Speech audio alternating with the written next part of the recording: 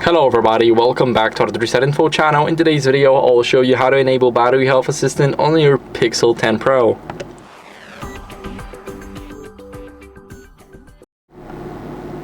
So first, what you guys want to do is go over to the settings. Now what we're going to do is we're going to go to battery. So here we have our battery, and what we want to do is we want to get some battery health assistance.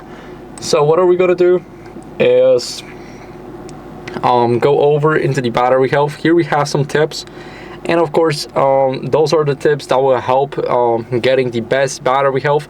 This is like some sort of the assistance here.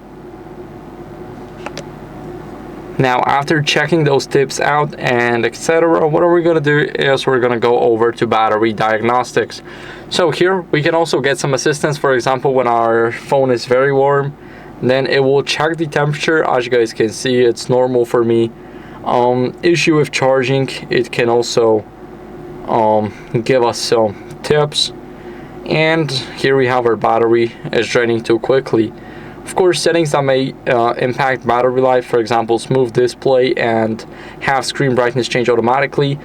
We got an other issue like battery problems with draining, won't charge or turn on, or get the most from your Pixel phone battery.